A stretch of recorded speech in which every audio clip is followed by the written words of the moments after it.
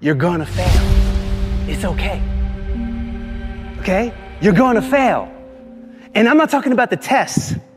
It's one thing. I'm talking about to your knees, your skin, bloody, fail. And that's okay, because you know what? You know down deep inside of all of you, that's how you learn. You need to be motivated by failure. How'd you learn how to walk? You crawled, then you fell down, busted your tooth, got some blood in your mouth, you get up and you walk, right? Self-directed. We try so hard in our lives to fit in. We try to fit into certain groups, certain frats, certain sororities, among certain friends, yet the people we idolize most are the ones that stand out. But when you're prepared, there is no fear. There is no fear of failure, okay? Because even if you've walked out of something and you feel like you failed at it, your preparation is so strong that you're gonna take that failure and turn it into the outcome you desire. And most people stop at failure, okay? We've all failed at things. I'm gonna continue to fail at stuff, right? It's the most powerful tool you can use, but it all depends on how you use it. In the hands of an individual, it can do unbelievable damage. In the hands of a professional, of a doctor, it saves lives. So it's the same thing with failure. It's how you use it.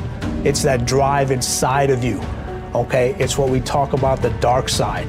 The dark side is filled with failure, but it's the fuel that burns you like something that's never burned inside you before.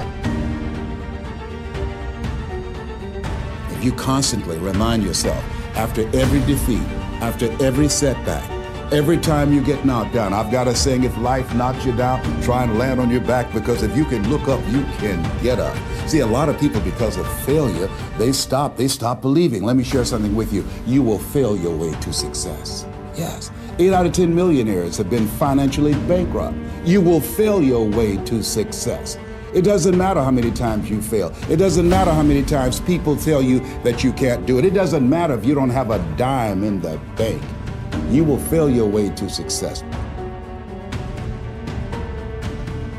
You don't make excuses for the failure, you grieve it. You feel the pain.